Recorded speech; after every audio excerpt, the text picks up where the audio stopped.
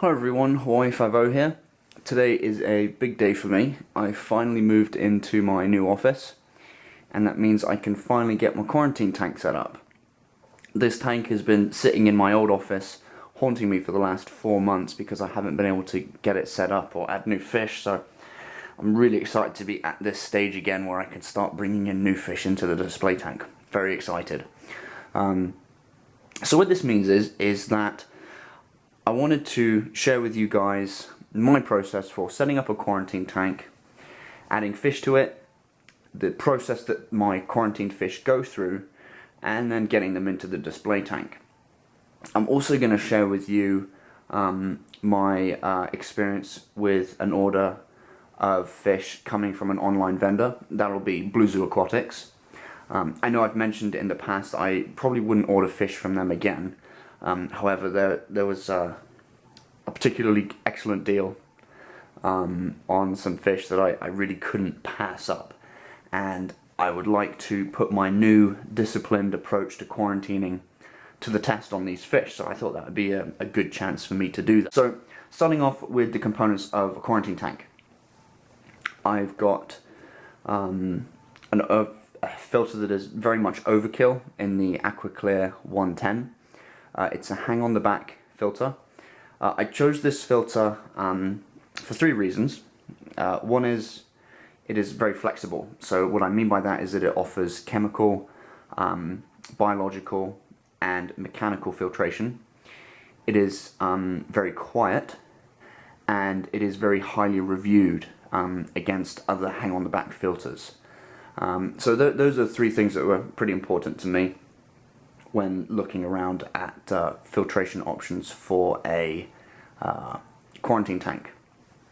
The tank itself is 30 gallons, and as I said, this filter is definitely overkill in that it's classed for tanks up to 100 gallons, so we're going to get a really nice high turnover of water going on in here.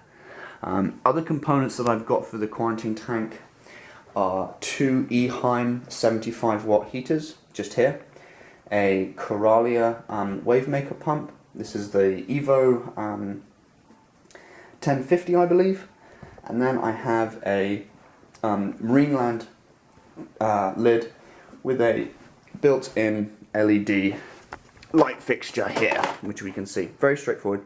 You don't need anything too flash when you're setting up your quarantine tank. In fact, some people won't even use lights. I really wanted the lid more than anything else. It's just a nice added bonus that the lights come with it. I also have my PVC piping here and a little bit of dead rock, just to give it a bit more of a natural feel. And that's basically it. That's all the components that I have for the quarantine tank. So I'm going to get these guys set up, and I'm going to go through the process of how I set up my quarantine tank with you guys in the next video. Okay, so here we are at the main display tank. What I'm doing here is I'm filling up buckets with water from the display tank to put into the quarantine tank. The reason why I'm doing that is because I want the fish to be in good water. It's nutrient rich, and when I move them over into the main display tank, it will make that process a lot less stressful for them. It's already going to be stressful enough for them being taken from one environment and thrown into another environment, let alone having to deal with the hierarchy of the fish, as well as having to deal with, the water chemistry. So this way I take away a large portion of that stress on the fish so that they don't have to deal with that physical change to the water chemistry. So that's what I'll be doing for here. Let's go and head upstairs and we'll go to the quarantine tank now. Alright, so now we're back at the quarantine tank. As you can see, it's now completely filled, and I've also added an air stone as well to the tank just to keep the water oxygenated. Some people might consider using an air stone when they have maybe weak filtration within their quarantine tank as well, along with a sponge, but in this case I'm just using it purely for oxygenation purposes. Now everything is done. The only thing left to do is for me to set up the Aqua Clear filter, and we're going to have a look at it here. As you can see, it's a pretty good sized filter.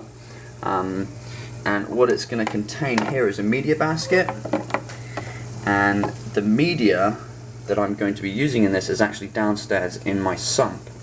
So we're going to go downstairs and we're going to have a look at that media and why it's down in my sump. Okay, so here we are down in the sump. I have, for the last 2 months, been storing 2 sets of foam inserts and 2 sets of the Biomax ceramic media. This has been in here to basically build up a colony of nitrifying bacteria that I can then take out of here and put directly into the quarantine tank, and that's going to greatly reduce the cycling time, if any, on that quarantine tank. So I'm going to pull these out of here, we're going to put them in the tank upstairs, and then we're going to be good to go. Okay, so we've got the sponge and the Biomax media up here. The sponge just sits in this media basket, and then it very simply just slots into the filter like so. It's nice and snug. And then we're going to take the Biomax, give them a bit of a shake, and just drop them in the top there. And then, last but not least, the lid goes on. There we go. So, that is, in a nutshell, the tank set up. So I'm going to go ahead and power it on. This is my first time turning on the Aqua Clear, so I'll be curious to see how quiet or loud it is.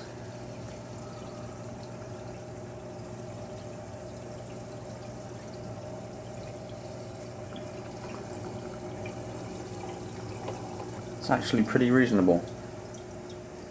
Alright, so I've got the heaters turned on. They're set to 79 degrees. I've also added an air stone, as you can see here, that's going to oxygenate the water. We've got the wave maker, and then we've got PVC piping and some dead rock. Not too much dead rock, just enough to make the fish feel at home.